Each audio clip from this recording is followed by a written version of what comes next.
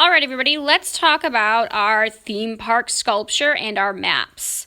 Today, we're going to finish our sculpture that we started last week. So here's a great example of a student from last week who has started their sculpture.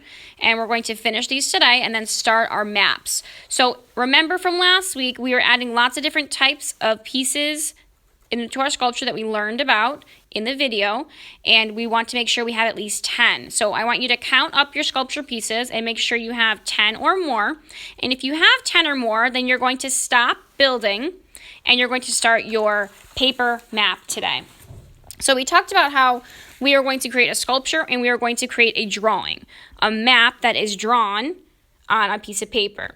So this artist has drawn this map with a lot of different details and a lot of color. So they're setting up the different places of the theme park and where each place needs to go so that people know how to get around in the theme park. So today you're going to use these maps as some inspiration and you're going to start your own. So you're going to have a white piece of paper, a square piece of paper. And the first thing you're going to do is you're going to set up your space. So inside of the map, there's lots of different areas of space. So there's a big lake right here. There's a big sandy area over here. There's a big area where this ride is and these rides are. And then there's some roads that go in between all those spaces. So the first thing I'm going to do is take my pencil and set up my space. I'm going to make some shapes that are kind of curvy and are breaking up my space.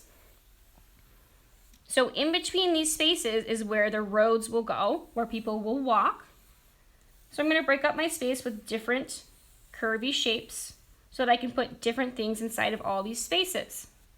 So when I think it looks right, I have enough spaces here. I'm thinking I'm trying to add at least 5 spaces. So I have more than that. I'm good. I'm going to take my marker and then outline my spaces so that I can see them nice and bright. Outline all my spaces. And then as soon as I finished outlining all my spaces, then I'm going to start to add some details inside of my spaces. So let's pretend I outlined them all. I'm just going to do a few to show you. Now I'm going to look back at my maps for some ideas. Remember, these are theme park maps. So we're trying to think about different types of rides or different areas that people could go to in the theme park. Even there could be a food area for people to get some food, or there could be buildings where they could use the bathroom. There could be different areas of water and different areas of trees. So think about things that are outside in a theme park. So I'm just going to take my marker and start to draw all these details. So if I think this would be the area where the water ride would be, maybe I would want to draw some boats that could be in the water ride. So I would start to draw out some boats. And we're just going to use our markers today to draw because we're going to be adding a lot of details. If you would like to start with your pencil though and then outline later, that's fine. But I think I'm just going to use my marker today and go right in with my marker so I don't have to do so much outlining later. So I'll add some boats and then maybe some wavy lines for the water. Maybe I want this area to be the roller coaster. So I'm going to add some lines that kind of go into big loops like we practice with our sculpture. So maybe I'll add some lines that look like this. And then kind of come around and up and down.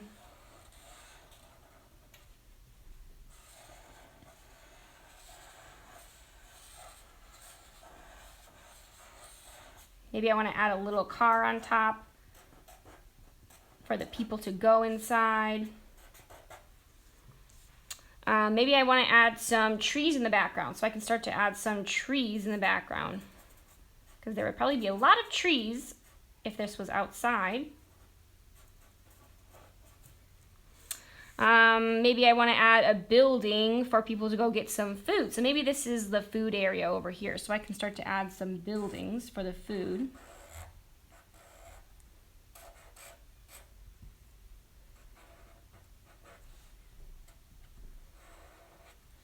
Maybe I want to add a sign. Maybe I want to make sure there's a sign for people to see that this is food.